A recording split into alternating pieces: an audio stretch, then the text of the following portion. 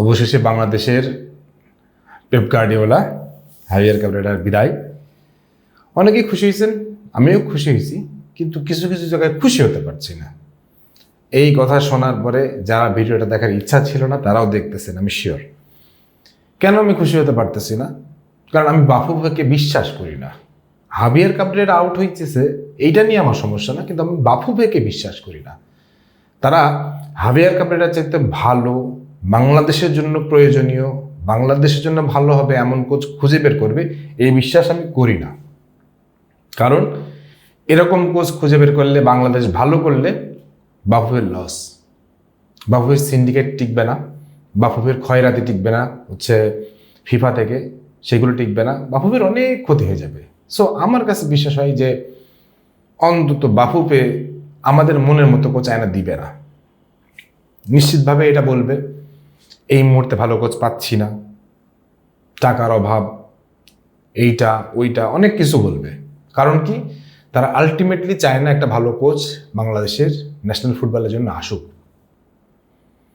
কিন্তু সম্ভবত এটাই সেই সুযোগ যে আমাদের জেনারেশনটা চাই বাংলাদেশ ফুটবল উন্নতি করুক। সো আমাদের প্রেশার থাকবেই, এবং বাফুফে এই প্রেশারটা কীভাবে হ্যান্ডেল করে এটা দেখার বিষয়। বাফুফে যদি এবার কোচ নিয়ে কোনো রকমের ধানাই ফানাই করে, ডেফিনেটলি বাফুফেকে এর জন্য খেসারত দিতে হবে।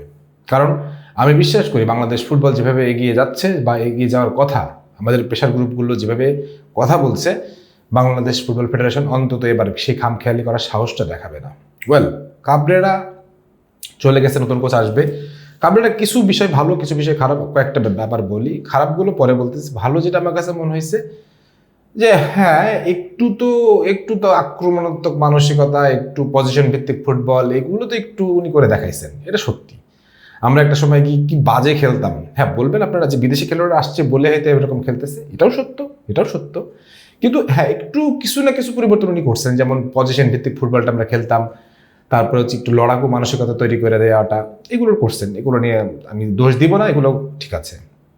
বাট যদি ব্যর্থতার কথা বলি বা যদি ভুলের কথা বলি, প্রথম ব্যর্থতা সেটা হচ্ছে যে 35 ম্যাচে মাত্র 10 জয়। এটা কোনো কোচের বৈশিষ্ট্য হতে পারে না। ভাই, আমি আপনাকে টাকা দিই শুধুমাত্র এখানে খেলে স্পেনে যে ছুটি কাটানোর জন্য না। সো এই জন্য আপনি প্রথমে ব্যর্থ। দ্বিতীয় যে ভুলটা আমার কাছে মনে হয়েছে সেটা হচ্ছে যে সেট পিস থেকে আমাদের কোনো কার্যকর সেট পিসকে ঠেকানোর জন্য কার্যকর কোনো পদ্ধতি তিনি আবিষ্কার করতে পারেন নাই। সেট পিসেও আমাদের দুর্বলতা আছে, সেটাও তিনি করতে পারেন নাই। সেট পিস রিলেটেড কোনো কাজ তিনি করতে পারেন নাই। তারপরে আক্রমণের জন্য আমাদের স্ট্রাইকার বের করে ফেলা। এখন বলবেন আপনার আমাদের দেশি স্ট্রাইকার নাই, কিন্তু বাইরে যেসব ছিল, একটা কোচ যদি বলতো আমার ট্রেভর ইসলামকে লাগবে, আমার জায়ান হাকিমকে লাগবে, তাহলে বাংলাদেশ ফেডারেশন ডেফিনেটলি সেটা নিয়ে মাথা ঘামাইত। হয়তো বা তিনিও ওই যে কথায় আছে সিন্ডিকেটের পার্ট, উনিও চান না একটা ভালো জেনুইন স্ট্রাইকার আসুক।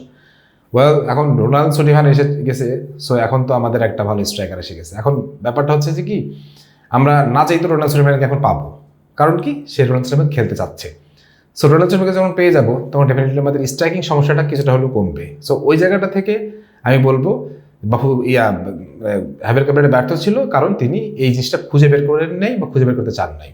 তারপরে আরও অনেক ভুলের কথা যদি বলি, সেটা হচ্ছে যে উনি কীভাবে দ্রুত আক্রমণ করতে হয়, যাকে বলে কাউন্টার অ্যাটাকগুলো কীভাবে দ্রুত করতে হয়, কীভাবে নিখুঁতভাবে করতে হয়, সেগুলো শেখাতে পারেন নাই। তারপরে হচ্ছে পজিশন ভিত্তিক ফুটবল করতে গিয়ে উনি অনেক খেলাটাকে অনেক স্লো করে ফেলছেন। আমরা যতটা দ্রুত আমাদের অ্যাটাকগুলো দরকার ছিল, যতটা দ্রুত আমাদের উইংগুলো ইউজ করা দরকার ছিল, সেগুলো করতে পারে নাই। ভাই, অনেক অনেক অনেক অনেক ভুল আছে, ব্যর্থতা আছে, সীমাবদ্ধতা আছে। সো আমাদের টাকলা গেছে, এটা নিয়ে আমাদের কোনো আফসোস নাই। যাক বাবা, তুই ভালো থাক, ওখানে যাই অন্য কিছু কর, না পারলে কৃষিকাজ কর, কোনো সমস্যা নাই। কিন্তু বাংলাদেশ এখন যে কোচ হয়ে আসবে, তার কাছে আমাদের কি প্রত্যাশা? বাফুফে কেমন কোচ আনবে? দেখেন, আমি বলি বাংলাদেশ এখন কয়েক রকমের কোচ আনতে পারে। পর্তুগিজ, স্প্যানিশ, আর্জেন্টাইন, এই ধরনের ট্যাকটিক্যাল মাস্টার মাইন্ড আনতে পারে।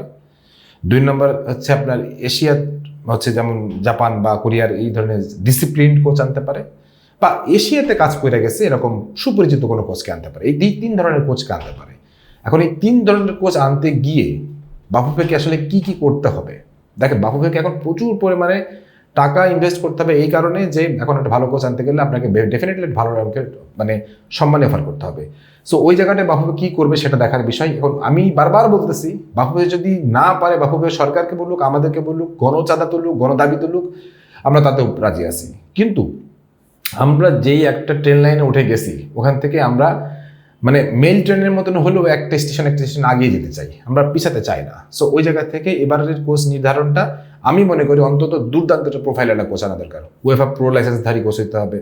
তারপরে যে এফসি যদি নেয় তাহলে এফসির প্রো লাইসেন্সধারী কোচ হইতে হবে। তারপরে আপনি যদি মনে করেন যে আরও যেসব ক্রাইটেরিয়া আছে সেগুলো আমি মনে করি মেনটেন করা উচিত। কারণ আমাদের তথাকথিত ওই ওই যে একটা মানে কোনো রকমের একটা কোচ এনে চালাই দিলাম, ভাই দরকার নেই। কেন দরকার নেই? কারণ হামজা চৌধুরীকে কোচিং করাইতে পারবে ঠিক সেরকম কোচই দরকার যাকে হামজা চৌধুরী তার চেয়ে কম জানে।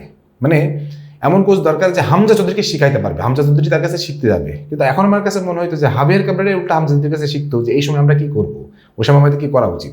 সো ওই জায়গা থেকে আমি মনে করি ঠিক এমন একটা মাস্টারমাইন্ড আনা উচিত যে আমাদের এই হাই প্রোফাইল কোচ খেলোয়াড়গুলোকে নিয়ন্ত্রণ করতে পারবে, খেলাতে পারবে এবং শেখাইতে পারবে। সামিদ সোম, হামজা, তারপরে আমি জায়ান, ফাহমেদুল, এই যে এরা যারা হাই প্রোফাইল মানে যারা বাইরে থেকে আসছে তারা নিশ্চয়ই ভালো ভালো কোচের আন্ডারে খেলছে। সো ওই জায়গাটা থেকে শিখতে পারবে, টেকটিক্যাল বা ডিসিপ্লিন বা অনেক কিছু শিখতে পারবে, সেরকমের কোচ দরকার। আর লাস্ট যে কথাটা বলে শেষ করতে চাই, আমরা এমন একটা কোচ চাই যে কোচটা বাংলাদেশের আন্ডার-20, আন্ডার-19 এই দলগুলোকে একটু হলেও তিনি নার্সিংয়ের আওতায় আনবেন, দেখবেন, খোঁজখবর রাখবেন এবং তাদের মানে কীভাবে উন্নতি করতে পারেন, তারা কীভাবে কী করতে পারেন সেগুলো নেবে কাজ করবেন। এবং সবচেয়ে বড় ব্যাপার হচ্ছে যে এই যেসব খেলোয়াড়গুলোকে ফুড হ্যাবিট, ডিসিপ্লিন, কি করতে হবে না হবে, তার সারা বছর কি করবে, এই যে একটা প্ল্যান, এই প্ল্যানগুলো সাজাবেন, এই টোটাল জিনিসগুলো দেখভাল করবেন আমাদের বর্তমান কোচ। এমন একটা কোচ দরকার যিনি কিনা তার রাডারের সবগুলো খেলোয়াড়কে একই স্টাইলে রাখবেন, খাওয়া দাওয়া, তারপরে হচ্ছে শৃঙ্খলা, খেলার মান সবকিছু একই রকম রাখবেন। এবং বাফুফে এই যে যেসব এলিট একাডেমি বলেন এইগুলোতে আর একটু বেশি বিনিয়োগ করবে, যেন আমরা সত্যিকার অর্থে ভালো ভালো কিছু খেলোয়াড়কে তৈরি করে নিয়ে আসতে পারি। এবং যে কোচটাই আসবে, যে দুর্দান্ত কোচই আমরা পাই, সেই কোচগুলোকে আমি অন্তত বিশ্বাস করি যে মানে আমাদের খেলোয়াড়রা খুব সাদরে গ্রহণ করতে পারবে, এই কারণে যে তার প্রোফাইল দেখে, তার কাজের ধরন দেখে, তার কাজের মান দেখে তারা যেন এটা বলতে পারে যে yes, lastly we got a talent and a mastermind and a gem. So এই কথাগুলো যখন বলতে পারবে তখনই আমরা মনে করে নেব যে আমরা একটা ভালো কোচ পাইছি। সো এই ব্যাপারে আপনাদের কি মতামত সেটা বিষয়ে কমেন্ট সেকশনে জানাতে পারেন। সব ভালো থাকেন, সুস্থ থাকেন, আল্লাহ হাফেজ।